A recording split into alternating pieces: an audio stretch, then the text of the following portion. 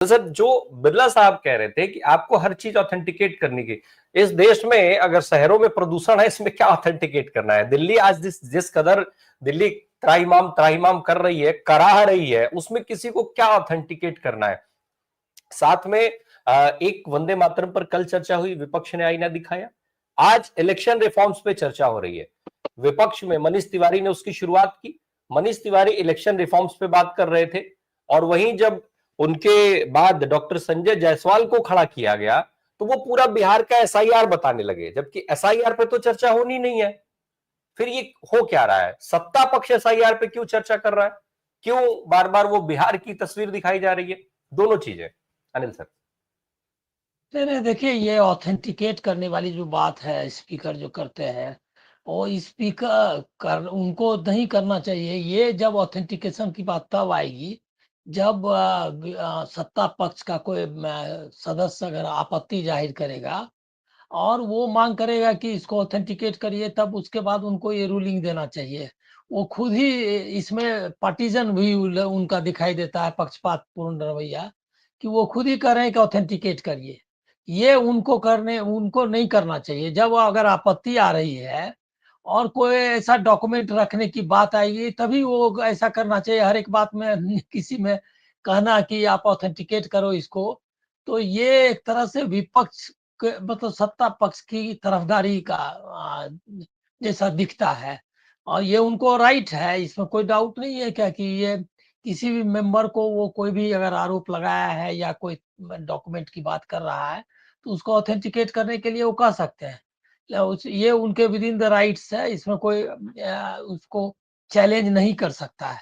लेकिन ये जब आप करते हैं उस समय दिखाई देना चाहिए कि आप इसलिए नहीं कर रहे हैं कि ये पक्षपात के लिए सत्ता पक्ष को मतलब सत्ता पक्ष की ओर झुका हुआ नहीं दिखना चाहिए। वो उनके जो हाव भाव हैं उसमें कई बार दिखाई देता है उनका ये पक्षपात। क्योंकि ये जैसे कि अब जिस तरह से सत्ता पक्ष में जैसे प्रधानमंत्री बोल रहे थे, तो पूरे पीरियड में वो एकदम मतलब मुस्कुराते रहे, और जैसे ही विपक्ष के लोग खड़े हुए तो उनका टेंस मतलब तनावपूर्ण चेहरा दिखने लगता है। ये जो हाव भाव है उस पर जरूर मतलब वो नहीं, अब वो तो कोई संसदीय उसका तरीका नहीं हो सकता है उसको मतलब कोडिफाई करने का कि आप ऐसे मुस्कुराइए वैसे मुस्कुराइए, लेकिन वो दिखने लगता है उनका ये जो ये है वो दिखाई देने लगता है। ये एक ये उतना मतलब ये स्वस्थ नहीं है। इसकी आप आलोचना मतलब ये उनके राइट के अंदर है, इसमें कोई डाउट नहीं है कि कोई ऐसा नहीं है कि कोई असंवैधानिक है या सदन की परंपराओं को विपरीत है, ये भी नहीं कह सकते। क्योंकि सदन कैसे चलाना है ये उनकी मतलब उनके अधिकार क्षेत्र में है। तो इसलिए आप हम लोग इसको इस आधार पर नहीं चैलेंज कर सकते कि ये जो है परंपरा के विपरीत करते हैं।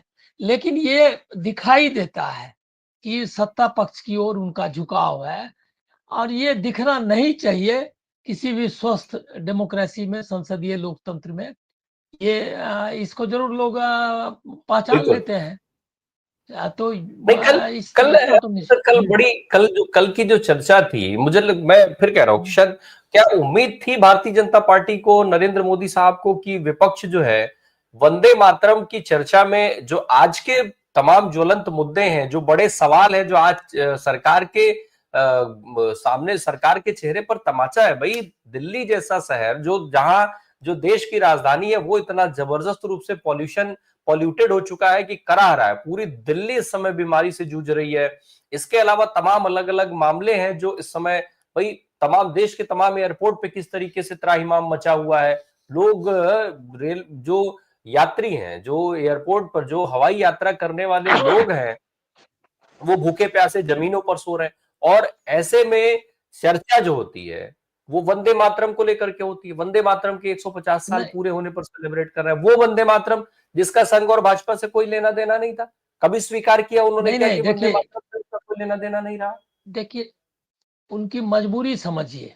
उनकी मजबूरी समझिए ये कि 2014 से अगर क्रोनोलॉजी में देखेंगे आप, तो उनके पास कई मुद्दे थे।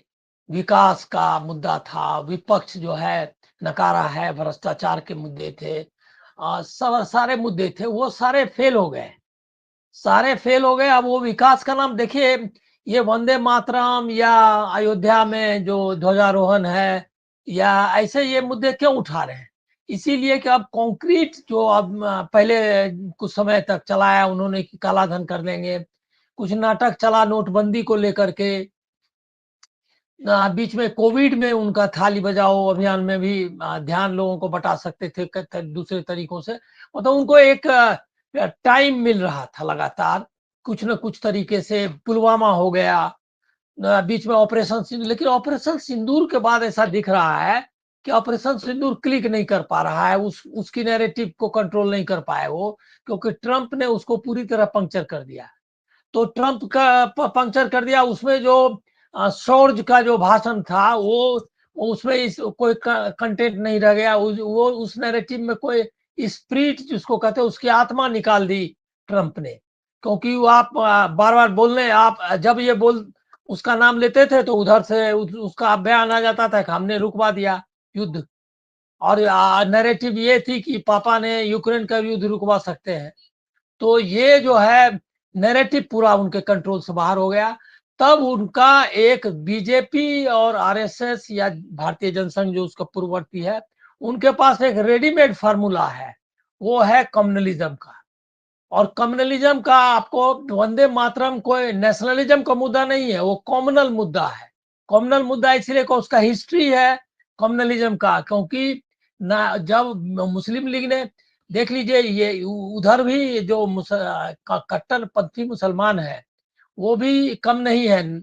उन्होंने ये जब मुद्दे उठाने शुरू किए, जब खिलाफत आंदोलन में जो यूनिटी बन गई, उसके बाद उसको तोड़ने के लिए दोनों तरफ ब्रिटिश सरकार ने जब स्टार्ट किया अपना ऑपरेशन, तो उसके बाद से मुस्लिम लीग ने ये थर्टीज में जब पूरा जो फ्रीडम स्ट्रगल है, सविनय अवज्ञा आंदोलन, ये और खिलाफत सविनय के जो जिसको आप सिविल डिसोबीडियंस कहते हैं, उसमें औरतें बहुत बड़ी संख्या में आई। तो जो पूरा एक एंटी कॉलोनियल स्ट्रगल जो फ्रीडम स्ट्रगल इंडिया का है वो कंसोलिडेट हो गया। तब कॉमन सेपरेट इलेक्टोरेट और हिंदी उर्दू, वंदे मातरम, ये सारे इशू लेकर के जी। डिवीजन चालू करवाया। और दोनों तरफ के लोग, हिंदू महासभा और ये और आरएसएस, और इस तरफ मुस्लिम लीग, जिन्ना मैं आपको बता दूं कि जब बंग भंग आंदोलन हुआ जो बंगाल के विभाजन का, तो हिंदू और मुसलमान दोनों वंदे मातरम गाते हुए रोड पर जा रहे थे। 22 साल का जो सबसे बड़ा ये है क्या कहते हैं जुलूस निकला था, उसमें दोनों हिंदू मुसलमान जो बंगाल के विभाजन के खिलाफ वंदे मातरम गा करके जा रहे थे। लेकिन मुसलमान, जब मुस्लिम लीग जब डिवीजन के तरफ बढ़ी, तब उसने ये मुद्दा शुरू किया। और 37 के आसपास जब आजादी के की लड़ाई एकदम द्वार पर पहुंच गई, 42 बाद में आया, तो और इलेक्शंस भी हुए, उसमें कांग्रेस जीत गई और पूरी ताकत, मतलब कम्युनल फोर्सेस को कांग्रेस डिफीट किया। ये तब फिर चालू हुआ।